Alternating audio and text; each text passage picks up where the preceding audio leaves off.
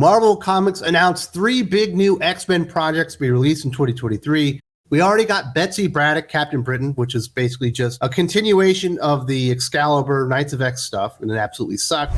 This week we got Rogue and Gambit #1 from Stephanie Phillips. Doc and I were less than impressed, and it feels like, tell me I'm wrong here, Doc, I think Marvel Comics hates X-Men fans, and they're doing everything in their power to make them abandon new comic books altogether. If you wanted that outcome, would you do anything differently? That's the question I always ask. No, I wouldn't do anything differently. So yeah, I'm leaning a lot towards they just want us to hate comics so much we quit so that they can give ownership of the fandom to somebody else. Nobody else wants it, Doc.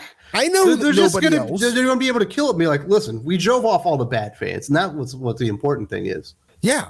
Even if there's no good fans to replace them with. Like I said, this week we get Rogue and Gambit #1.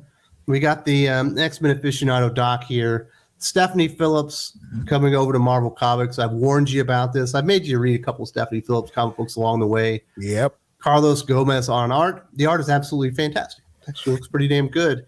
But the writing is basically just as bad as I expected. The one saving grace about this comic book is Stephanie Phillips puts 3 or 4 of those data pages in there, so it reads like it's about 9 pages. There's almost no story here. In 1995, this would have been a one-issue, like fill-in issue. She could have done an inventory story for an issue of X-Men.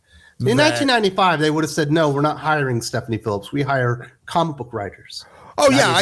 Oh, yeah, absolutely. But in the event that somebody got blackmailed into hiring her, this would have been one issue that ended up in a drawer for whenever Scott Lobdell missed a deadline and they needed to get something out. They'd be able to shove this in as an inventory story. And there's a lot of things here that were bad. You covered the art, though. It was great. The art is very good. Let's talk about some of the bad stuff, though, because it just opens up. And this is the first page where you see Rogue. Just immediately, I'm turned off for the comic book. I don't suppose any of you would rather settle this over a game of cards, a little blackjack, maybe some rummy if you'd prefer. Hell, I'm even up for some crazy eights, and it's just that lame-ass, tee-hee-hee, just terrible humor. Gambit likes cards, so he'll play him crazy eights. And then her version of Cajun for Remy is just, it's unbearable. It is. The accent is so atrocious. I don't know Stephanie Williams from fucking Adam. Stephanie Phillips. Stephanie Williams is another writer. Okay, they're all the same. One of the generic Stephanies. This sounded like somebody pretending to have a pretend Cajun accent. She spends this entire comic beating down on Gambit. Coming into this comic, I had an expectation. It was going to be terrible. But I had an expectation, this comic is setting up one of two things. The divorce of Rogue and Gambit so that Rogue can go be gay, or the divorce of Rogue and Gambit so that Gambit can go be gay. The way that she spends this entire issue making Gambit look like complete trash. No, he's just going to get dumped. She's going to go be happy and be gay with somebody else. He's going to be the loser again. Let's talk about some of those examples. It happens pretty early on. This is absolutely the page where I said, I cannot take this anymore. This is already awful. Obviously, Rogue shows up while Remy's in a little bit of trouble. And she says, and what about this, Cajun? I'm a few hours late and the Thieves Guild wants you dead.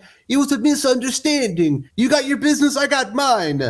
We're not having this conversation while you're drunk. Cherie, we haven't had this conversation, so, oh no. And then he's going to puke on her because it's hilarious. He. I don't remember Gambit ever being drunk in a comic book. Gambit doesn't really drink.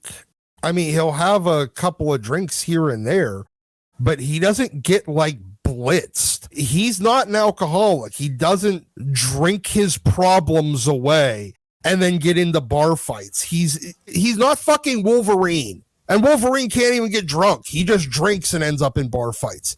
This is so stupid and such a fundamental misunderstanding of who Gambit is. And then when he almost pukes on her, then it immediately goes into the title page, and the title of this issue, Don't Puke on Me. That's hilarious, Doc. Those are really funny cat lady jokes. That's just the first instance, though, of them making Gambit look incompetent. Basically, they're just demasculating the character left and right throughout the entire story. We get this point where Destiny shows up, and she's got a mission for him. all right, Destiny, let's do the mission, even though no one in the world would ever trust Destiny. And I think Destiny, even at one point, tells Rogue, there's no one in the world I trust more than you, which makes less than zero fucking sense, considering Mystique is out there. And this is what she has to say to Gambit, because he is the punching bag. He is the enormous joke of this comic book. I can't trust just anyone with this information, Anna Marie. A time is coming when we need Manifold. It is imperative that you bring him to me.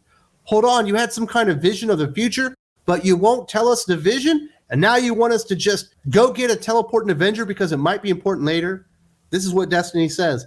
It's not that complicated, boy. Perhaps your wife can explain it to you later in a language you'll understand. Shocking, a Stephanie Phillips comic where they spend the entire time emasculating the straight white guy. It's just so fucking cliche. There is nothing here that's even remotely surprising. You people think you're doing something original. No, you're just telling us the exact same story everyone else of the other generic Stephanies. And by the way, that's what I'm just going to start referring to almost every woman that's currently writing comics. One of the generic Stephanies. I don't care if your name is If you're a Gail. Karen, but you write comic books, you're a Stephanie. Yes. If you are a Karen that writes comic books, you are a Stephanie. I don't give a shit if your name is Gail, bitch, or Tinny. You're fucking Stephanie. You're just a generic Stephanie. So they're just supposed to follow Destiny, do whatever she wants. Rogue wouldn't trust Destiny at all. I understand that she was basically her like foster mother. She also got used by Rogue and Mystique to fight the Avengers and the X-Men. Then when she left and became an X-Man, her mom and stepmom fought her and tried to kill them in Dallas. So no. They've forgotten about all that stuff, Doc, because this is the new empowered female version of the X-Men, where every girl character gets along, and if they're gay, they want to have sex with each other. That is all a valid point. Yes, this would require knowledge of the X-Men continuity pre-2012, and you can't expect that of fucking millennial writers. Well, and when you get into the story is just as boring as everything else. It's all so paint by numbers. They go find Manifold, but in order for him to help them, he's got to solve his mystery first, because there's a bunch of villains mysteriously disappearing, and they find out where it could be. And when they show up, somebody hits a button and takes their powers away. And that is basically the entire story, Doc. The minute they show up, Manifold already, he even admits, I don't have any proof. I don't have anything that it's this particular guy. Yet somehow he just knows they're just LARPing. They've already told the story. It's just about getting there. It's just plot progression comic. And there's not much plot here to progress. Nothing original whatsoever in any of this. And how could you even expect that? Because they're probably paying Stephanie Phillips about 15 cents a page for this. They spend half of this comic trying to establish these couple of different like mysteries of, we don't know what's going on with Destiny and why Manifold's needed. We don't know where Gambit and Rogue gets teleported off to. We don't know why they're kidnapping the villains. In order to build mysteries like this, you must make me give a shit about the outcome of the mystery. The fact that there is something that we don't know doesn't by its very nature intrigue me enough to find out more. It's got to be something I give a shit to know. You spent 20 pages of this comic book that felt like about 7, giving me absolutely no reason to care why I don't know the things that you believe are important. Just a characterization of the way that Rogue and Gambit are interacting with each other feels completely inauthentic to the characters, specifically to Remy himself. So, hey, congratulations. You gave people another reason not to spend $4 for your trash comic book. For a lot of Marvel Comics fans, this is their first introduction to Stephanie Phillips. I believe this is her Marvel debut that wasn't on a digital, first comic book. So I would say that she did not ingratiate herself to Marvel fans, X-Men fans, and obviously she's already worn her welcome out with DC Comics fans. Yeah, hey, maybe they could convince Marvel to just publish this comic without any word bubbles next time. I'd actually probably read that. And one thing you cannot do about this writer is actually criticize her work. In fact, she lost her ever-loving mind and was demanding accountability for simply a negative comic book review that explains exactly why her comic book made no sense. Definitely check this one out. There's also a link in the video description.